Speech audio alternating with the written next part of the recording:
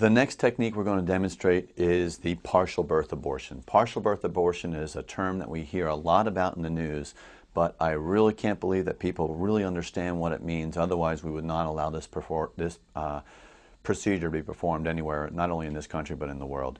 But a partial birth abortion is performed when the baby is too far developed in order to either be sucked out with the suction curette or to be able to be dismembered and brought out piece by piece with this forceps. A partial birth abortion, or a D and X, is very similar to what it says. We're going to deliver the majority of the baby, and then before the baby's head is delivered, then we're going to actually kill the baby. Now, before the procedure would start, the cervix would have already received those things we talked about called laminaria. Those are the sticks that go into the cervix that would then swell overnight and would open up the cervix because we have a lot more baby to deliver. And this can be performed anywhere up to term because remember, Doe versus Bolton defined mother's health as physical, emotional, psychological, familial, and age. So as long as the physician under those definitions says mother's health is in jeopardy, this procedure can be performed. Now, using an ultrasound to guide, the cervix will be dilated, the speculum would already be in place to open things up, and then using the ultrasound as a guide, this instrument would be placed in the inside through the cervix and would then grab one of the baby's feet. Once that foot is grabbed with that tenaculum, that baby's foot is then brought to the outside.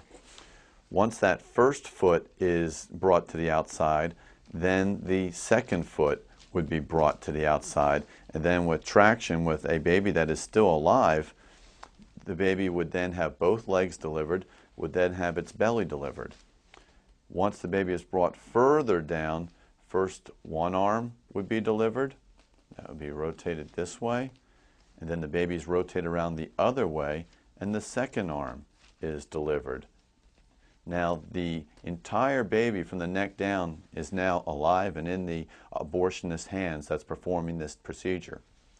The entire baby, including the head, are already out of the womb, beyond the cervix, and the only thing that's left on the inside of the mother is the baby's head, but that's only just inside the vagina. And baby is moving, baby is alive, baby is intact up to this point.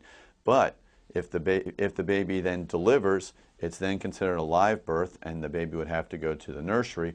But before that's allowed to happen, this is when the abortion would actually kill the baby. And the way they do that is, if you remember from biology class, there's that connection between the brain and the spinal cord, and that opening at the base of the skull is called the foramen magnum.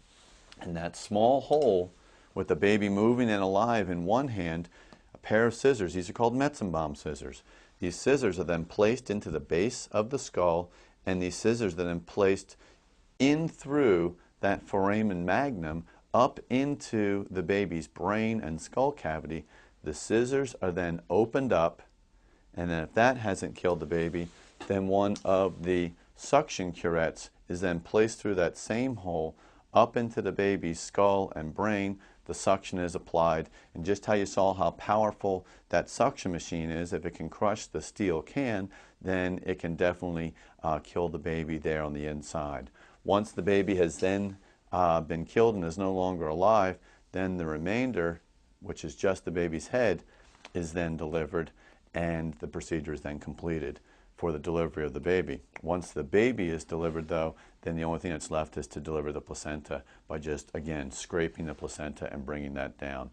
So when you hear the term partial birth abortion, that's what's going on. A baby is being delivered, the feet, the abdomen, the chest, the arms and the legs. The baby is then killed, and then once the baby is killed, then the remainder of the baby is allowed to be delivered. So that's partial birth abortion.